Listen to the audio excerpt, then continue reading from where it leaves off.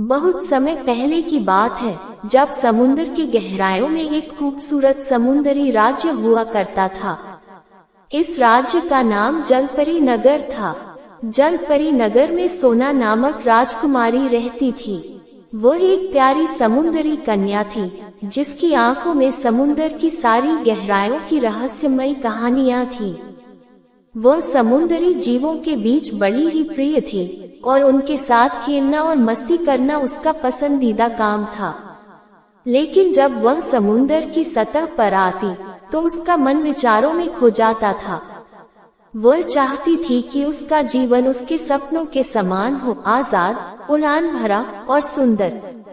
एक दिन जब मीना समुद्र की सतह पर खेल रही थी, तो उसने दूर से एक अजीब सी आवाज सुनी।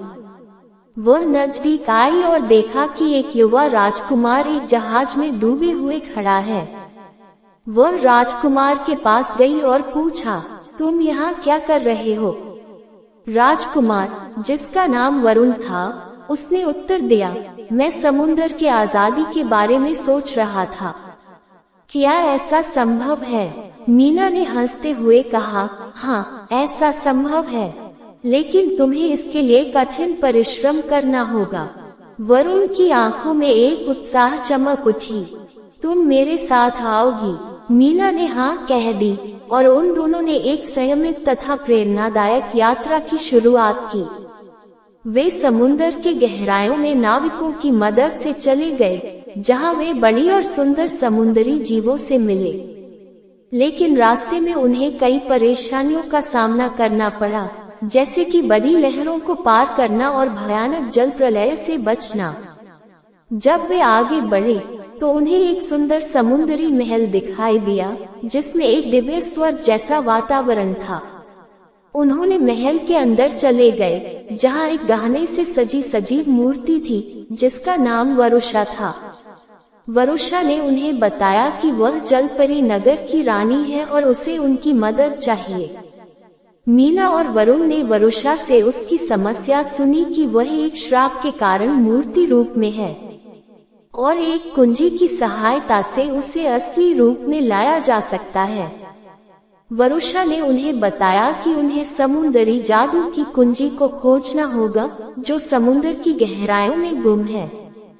सोना और वरुण ने उनकी सहायता करने का आश्वासन दिया।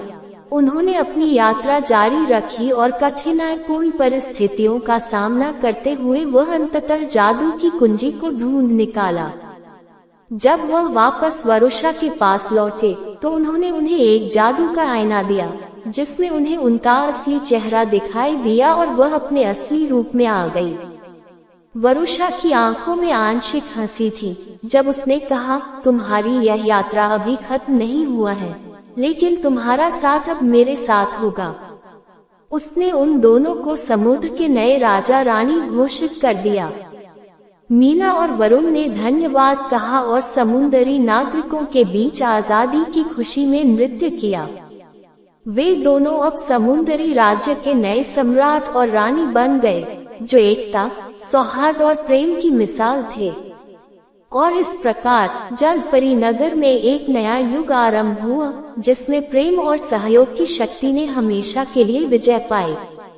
और सोना और वरुण ने अपने सपनों को पूरा करने की उत्सुकता के साथ समुद्री जीवन की नई शुरुआत की।